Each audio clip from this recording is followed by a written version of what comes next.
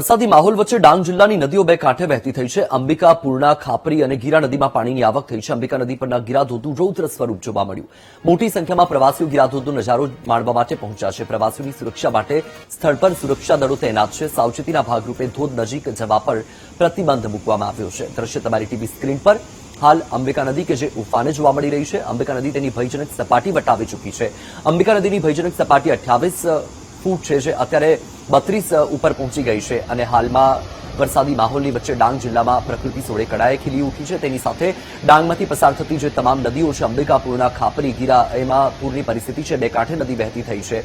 અંબિકા નદી પરના ગીરાધોધે પણ રૌદ્ર સ્વરૂપ ધારણ કરી લીધું છે. ગીરાધોધ કે જે પ્રવાસીઓ માટે આકર્ષણનું કેન્દ્ર રહેતો હોય છે, હાલમાં આ ગીરાધોધનું રૌદ્ર સ્વરૂપના એક્સક્લુઝિવ દ્રશ્યો વીટીવી ન્યૂઝ આપને બતાવી રહ્યું છે. મોટી સંખ્યામાં પ્રવાસીઓ ગીરાધોધનો નજારો માણવા માટે પણ પહોંચી ગયા છે. ત્યારે જોકે પ્રવાસીઓની સુરક્ષા પણ એટલી જ મહત્વપૂર્ણ છે, ત્યારે સ્થળ પર સુરક્ષા દળોને પણ તૈનાત કરી દેવામાં આવ્યા છે.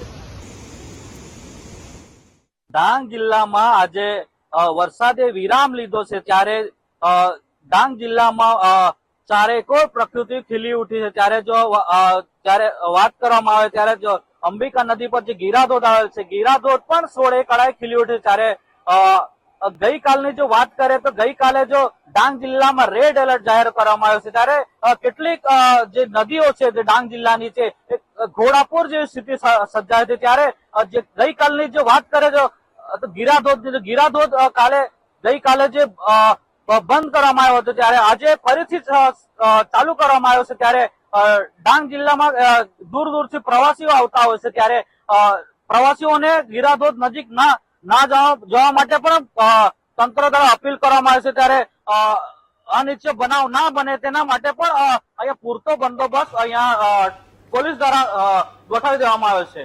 Vinod Gavit, VTV news, Dang.